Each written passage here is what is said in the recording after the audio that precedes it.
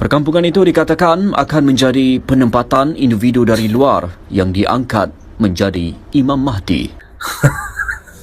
Nah, ini maksudnya seperti apa ini ya? Katanya ini ada kaitannya dengan Imam Mahdi ya.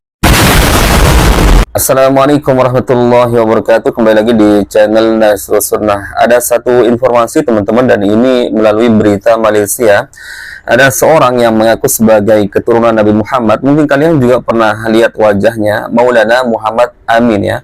Kalau nggak salah beliau juga pernah ke Indonesia, dan beliau ini mengaku sebagai jalur keturunan ke-38 dari anak cucu Rasulullah lah, seperti itu ya.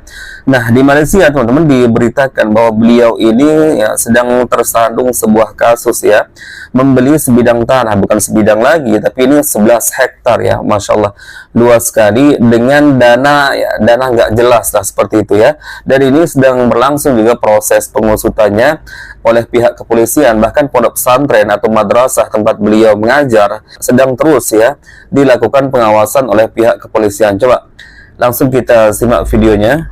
Kegiatan seorang lelaki berasal dari Maghribi sebagai Maula Muhammad Amin Al-Hassani yang mengaku dirinya jalur keturunan ke-38 daripada Nabi Muhammad sallallahu alaihi wasallam. Oh, beliau jadi ini mengaku sebagai jalur ke-38 dari anak cucu keturunan Nabi Muhammad SAW. Tapi entah dari jalur mana teman-teman, dari jalur Hasan atau siapa ya. Tapi di Indonesia juga banyak yang mengaku sebagai jalur ke-38. Misalkan Bahar bin Smith ya, meskipun dia sering berubah-ubah ya. Kadang ngaku cucu ke-38, kadang 39 ya. Di persidangan ngaku ke-34 atau 31. Ngaku juga 28 dengan alasan baru bangun tidur ya.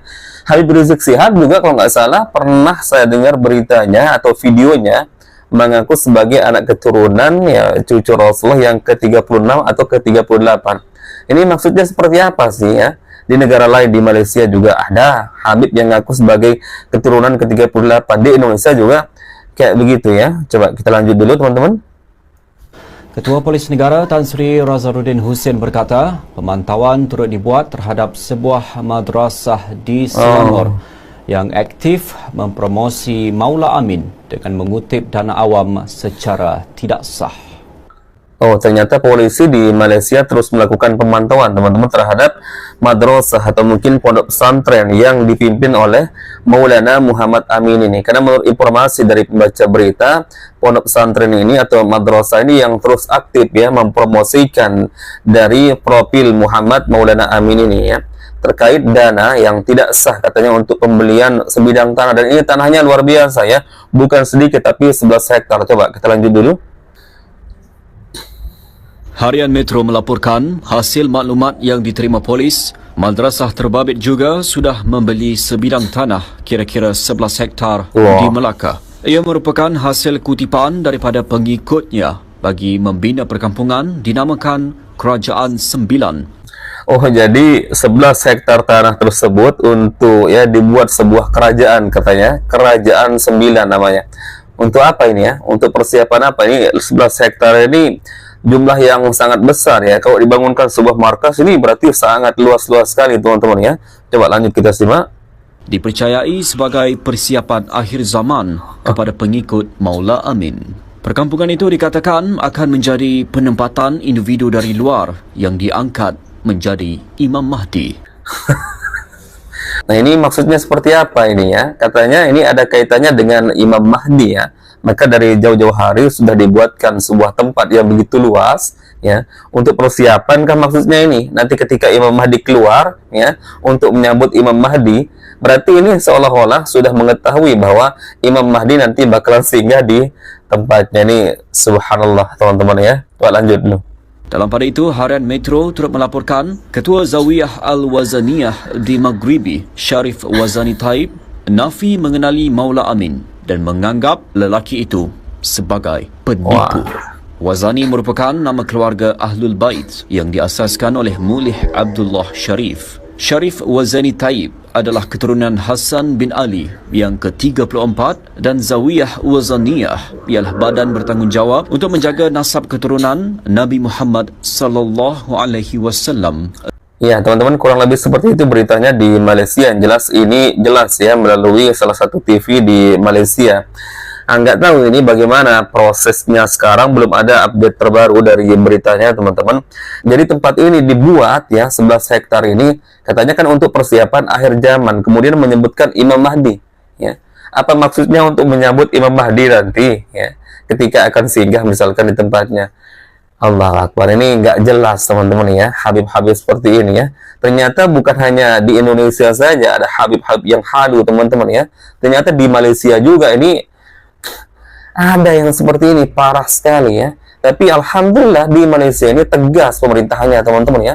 Ya, baru mendengar isu-isu seperti ini saja sudah digeruduk, sudah diperiksa oleh pihak kepolisian ya. Seharusnya memang aparat kita juga tegas ya hal-hal seperti ini teman-teman ya, apalagi menyebarkan paham-paham yang nggak jelas ya, dikait-kaitkan dengan Imam Mahdi. Ini kan bisa merusak pemahaman umat teman-teman ya. Bahkan coba lihat Abah Awos yang kemarin itu ya mengatakan bahwa Anies Baswedan itu Imam Mahdi. Ya Allah teman-teman, itu kan lebih parah sebenarnya daripada ini ya.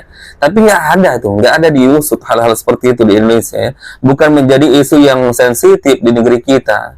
Padahal itu bisa merusak akidah ya. Bayangkan ya, Anies Baswedan disebut sebagai Imam Mahdi. Dan anehnya juga Bapak Anies Baswedan tidak pernah membantah hal tersebut ya. Didiamkan. Maka ini menjadi bola liar di negeri kita teman-teman ya.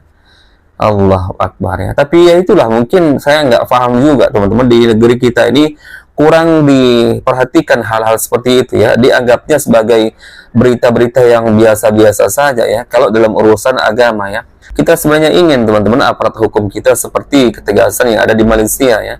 Ketika ada hubungannya dengan agama teman-teman, apalagi pelecehan ya, penistaan terhadap agama ya, cepat ya pihak-pihak tertentu yang punya otoritas langsung bertindak di Malaysia. Nah ini di negeri kita teman-teman, coba lihat di Pilpres kemarin. Wah, isu-isu agama luar biasa mencuat teman-teman ya, dalam rangka untuk memenangkan paslon mereka masing-masing. Tapi nggak ada itu di proses-prosesnya. Ada katanya diutus malaikat ya, kemudian Anies Baswedan dikatakan sebagai Imam Mahdi ya, harus dipilih katanya. Kalau nggak pilih Anies Baswedan, kata Abah Awos ya, nanti akan terjadi ini. Itu kok nggak dipermasalahkan ya oleh pihak-pihak yang punya otoritas, pihak-pihak yang punya kewenangan. Nggak ada tindak lanjutannya teman-teman ya. Dianggapnya sebagai hal-hal yang biasa saja ya. Subhanallah. Baik, teman-teman, mungkin itu informasi yang bisa kita berikan hari ini. Semoga ada manfaatnya teman-teman. Meskipun ini beritanya ya kita nggak tahu ini kejelasannya seperti apa, kita akan terus update kalau memang ada pemberitaan terbarunya. Ya kita tidak bisa berasumsi benar atau tidak ini teman-teman ya. Tapi kalau kita melihat pihak kepolisian sudah terjun teman-teman ya, itu membuktikan keseriusan hukum di sana ya, menindak hal-hal tertentu ya yang berbau misalkan penistaan terhadap agama ya, meskipun dia seorang ustadz, kiai, maulana, habib. Kalau misalkan ada terindikasi melakukan sebuah penipuan ya, hukum di Malaysia luar biasa teman-teman ya. Ya kita berharap teman-teman ya, orang-orang yang memiliki otoritas di negeri kita ini bisa menindak ya tegas orang-orang yang seperti ini. Seandainya memang benar mereka melakukan sebuah penipuan ya, kemudian menistakan agama ya. Tapi itulah kelemahannya di negeri kita teman-teman ya. Oh iya, teman-teman, mungkin itu informasi yang bisa kita bagikan hari ini. Semoga bermanfaat ya. Meskipun ini masih simpang siur benar atau tidak, tapi yang jelas ya kita bisa melihat langsung kepolisian katanya terjun di situ, ia memantau bagaimana kondisi dari madrasah ya. Kita tunggu saja informasinya, nanti kalau memang ada pemberitaan terbaru kita akan terus update. Baik, teman-teman, barakallahu fikum. Semoga ini bermanfaat. Insyaallah bertemu lagi di video berikutnya. Assalamualaikum warahmatullahi wabarakatuh.